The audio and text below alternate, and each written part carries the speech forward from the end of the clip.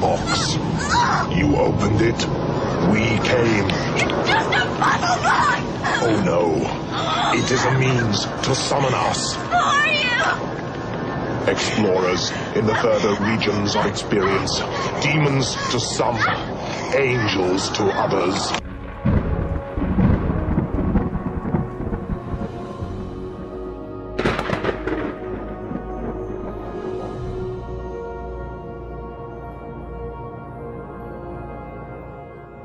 Hey guys, welcome back to my Paranormal Self-Defense YouTube channel. You know me, Papa Rio, a working shamanic demonologist out here talking about spirit keeping, guys. I've been talking about spirit keeping for a while. The channel has been seeing a lot of interest in spirit keeping because there's not much out there. So again, we're going to be talking about more about spirit keeping. One of the people who follows the channel closely posted a very alarming link, guys. Like when you see this link, it looks really, really crazy. Like scary stuff, like really scary stuff. So she posted the link to this article written by a Luciferian witch, and I'll put some of the quotes up here, guys, so you can just kind of see some of the things that this Luciferian witch has said about spirit keeping. I'll let you take a look at that and we'll come back.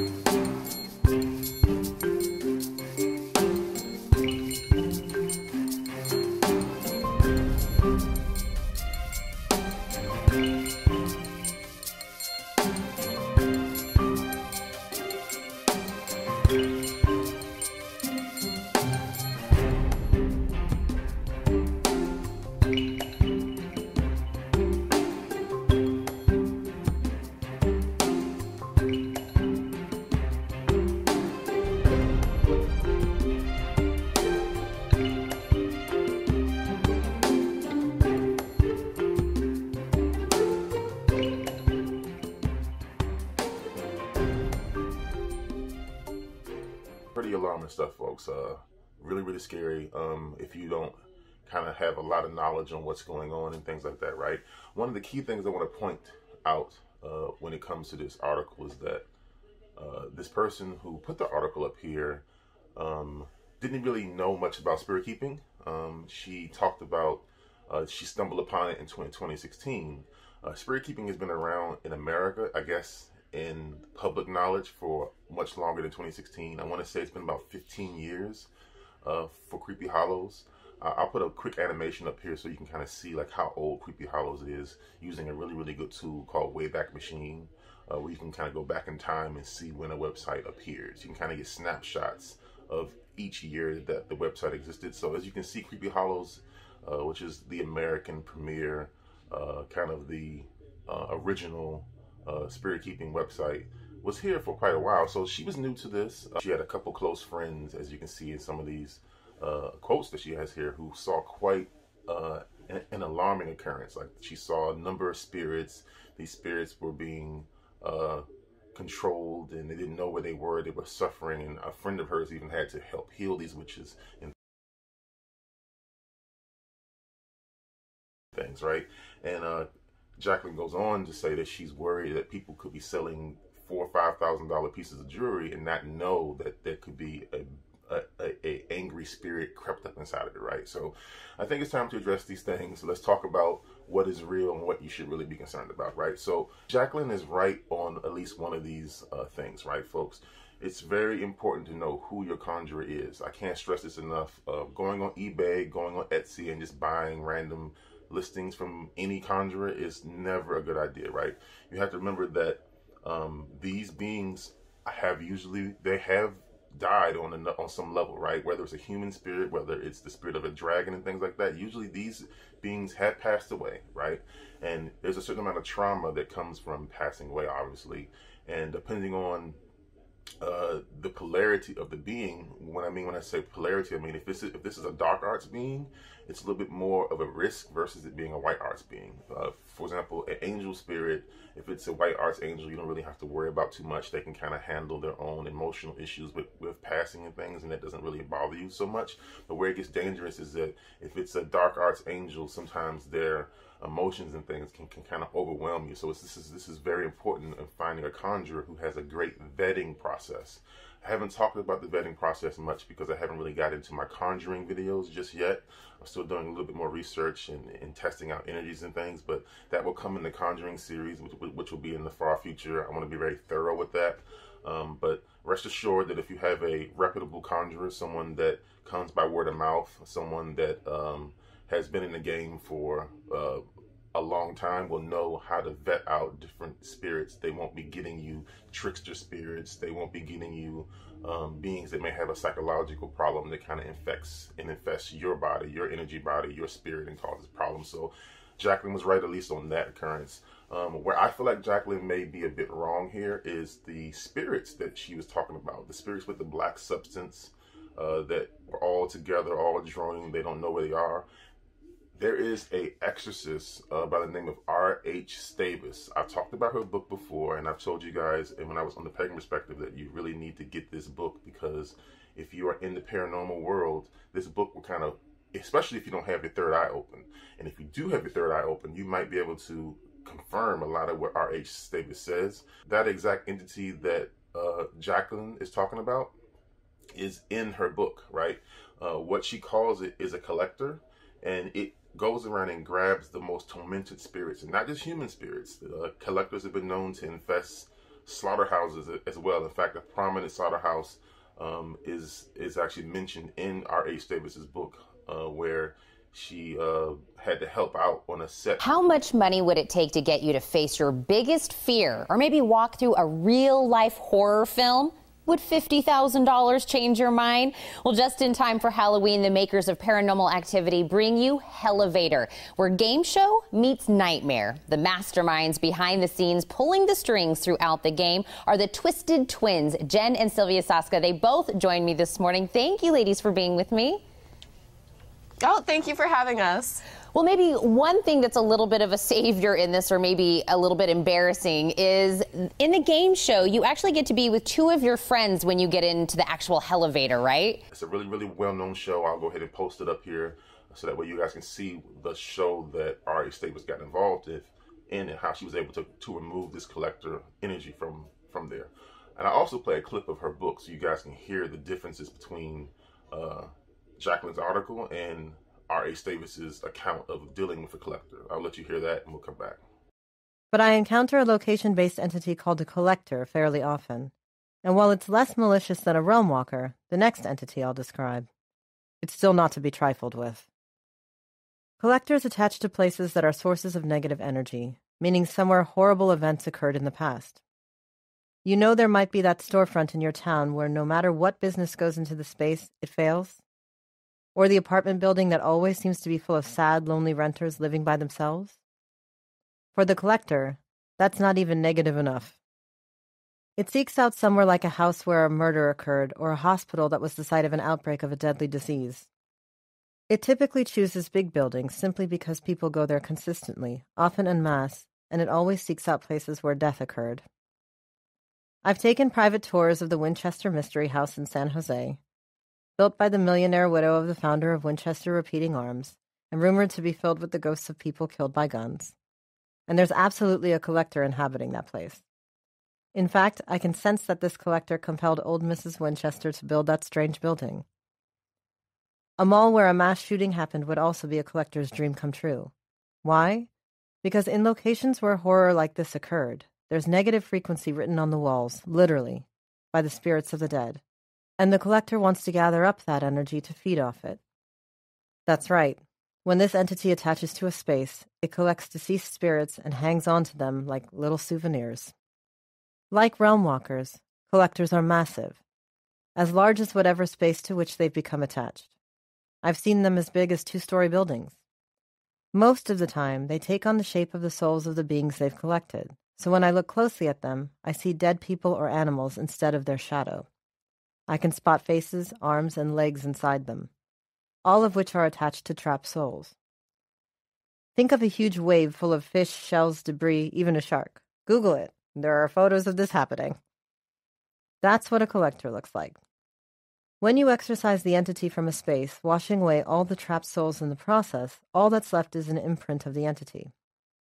Essentially, for just a moment, there's a lingering shadow, almost like residue, with dark smoke hovering above. Then, just as fast as a wave can rise up and crash to the shore, that dark smoke dissipates. So as you can see, that's very similar to R.A. Stavis. I feel like it's spot on. I believe that is a collector being, and there's a larger problem with collector infestations. Jacqueline said her friend was able to heal and send some of the witches on. That's a very noble thing, but R.A. Stavis, her abilities help her get to the root of the problem, right? If you've got an infestation, if you've got symptoms of a collector, you need to solve the collector infestation. Just dealing with some of the lingering spirits doesn't really solve the problem. Now, it could be a situation where somehow, some way, the collector was finished off, but the beings that the collector had taken or contorted or infested were kind of lingering on the outside of the building. It just depends on what where Jacqueline's account happened. She didn't really give all the details. We didn't know if this was an old hospital, this was an asylum where she saw these beings at, but that's usually where these beings tend to take over. It's usually traumatic events that happen to many beings all at once. Hospitals, asylums, these are the large places that where they tend to just almost grab onto the bones of the building and just pull in all the suffering and all of the torment that they can, and they keep these beings locked down under major control and just siphon out all the sickness and all of the suffering from them until someone can free them. So that is where I kind of feel like there's a difference between what I know to be reality and what Jacqueline was seeing is something that was new. Like, she was new to it back then. For all we know, because that was 2016, she may have written other articles that talked about the evolution of her learning about spirit keeping.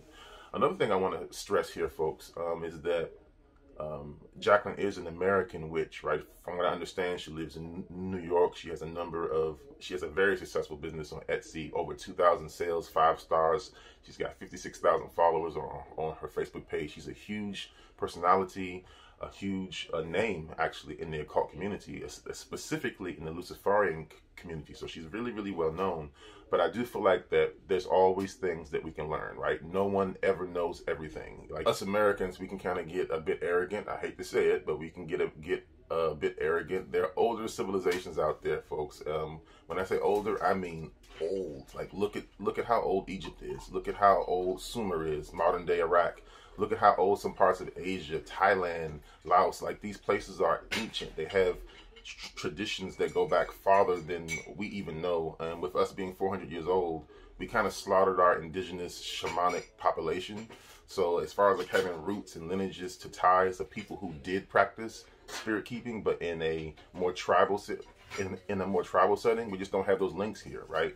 A lot of what you see online is coming from a lineage that fled Europe and came here and started a new life. So they don't really have a direct connection to a lot of these, you could say, more primal tribal practices, right? So when they see it, the first thing they think of, barbarian, that this is barbaric, or like, how dare they do this? I noticed that Jacqueline did mention at the very top that she kind of keeps a small amount of room for allowing people to do this who sees this as part of their religious practice, right? So I do want to make sure that I talk about that. She says that she doesn't like people who do this for entertainment, and that they are maybe torturing the spirit and forcing it into a small vessel just for the entertainment. Now, the problem I have with that is that the way spirit comes to you could be from you picking a spirit for entertainment, right? You feel like, hey, I need an angel to see if this thing is real, right? You grab an angel and now you've opened yourself up to a whole new range of religions, because again, angels just didn't start with the Abrahamic religions. Like, you can see angels even in some of the early Sanskrit writing and some of the carvings and paintings and things that they have. So that person who's grabbing that angel, say from something like Creepy Hollows, because they're not sure if it's real, that could bust them wide open and bring them into a new path. So I feel like we can't be so arrogant as to say where someone's path to paganism can come from. And I've seen this quite a bit in the pagan community, where a product will come out, right? And people will get so mad. I remember there was a Primrose had created a witch kit, right? And they sold it at Sephora, and the witch community lost their mind. People were so upset. How dare you commercialize our religion, right? These women didn't realize that Sephora was the first makeup company in the world that allowed women to come in and try makeup with their hands, not to pay for it. These working women, these women who probably had budgets, can come in, touch the makeup, feel it, smell it, see how it works on their face. That's Sephora's lineage. So when they brought that Primrose witch kit in there, that was a calling, folks. People could have bought that and found their way again to paganism. So I feel like we need to be really, really careful about being too arrogant and trying to say, well, spirit can't come from this way. Spirit needs to come. That sounds a lot like Christians telling you who you should worship, what kind of sex you can have, what your morals should be. You understand, right? So I think that is the kind of thing we need to keep in mind when it comes to downing or condemning someone else's way of practicing. I feel like in paganism, at least, we should definitely be a little bit more open. Now that you've heard that clip from Rachel Stavis's book, now you have some understanding of what she actually saw. So yeah, that's about the majority of what I have to say about it. Should you be afraid of spirit keeping because of this one article? No. I feel like this article was written by somebody who just didn't know about the practice. It's not connected to anything lineage-wise that would lead to trusting this kind of thing, right? It seems like there's a lot of anger, right? Especially if you look at that one quote about the $4,000 binding. With her being a successful business person, many of her items are like $20, $30, $40, $50, but I noticed that they are dedicated to Lucifer and Lilith, right? So there's a small promise in there saying, if you buy this, you might be able to connect with these deities. It's the same thing, except for there isn't this idea of binding a being to a piece of jewelry or a stone. Now, last thing I need to address is the binding process, right? A lot of people feel like you take this being, you stick them, you shove them inside this little small room, and there's nowhere for them to go. Jacqueline feels exactly like that because she mentions that jinn are the only beings she's done this to, right? She says that she said that she quickly removed the one jinn that she did this to and rewarded it quickly so that way it can be out of the small binding. Now, I want to mention that the way the binding is described isn't necessarily jamming them inside some small room, right, folks? This is more like a genie in a bottle, right? If you've ever seen any of these films, any of the remakes, the originals, when you go inside that bottle, that room is huge. It's usually kitted out with like luxury things and stuff. These are constructs that are built for comfort, containment, protection, and rest. That's really what it is, right?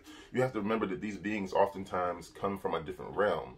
So time is different in the underworld. There's a lot of energy that can be expended in getting from there to here. So when you have really calling it a binding could be very, very confusing for a lot of people. It's more of an anchor, in my opinion, where it kind of anchors them and they can come into this world, rest, recuperate, be protected inside of this vessel, and then move back and forth between the spiritual realms. That's what it really is in reality. Again, because she came to this and learned about this in 2016, this was something that was new to her. She doesn't understand this, and it is my hope that now, since a lot of time has passed between 2016 and 2021, she has been a little bit more educated about this. Perhaps she's spoken to more witches that maybe are in a different pantheon, that maybe are in a different culture than hers. I think that's another thing.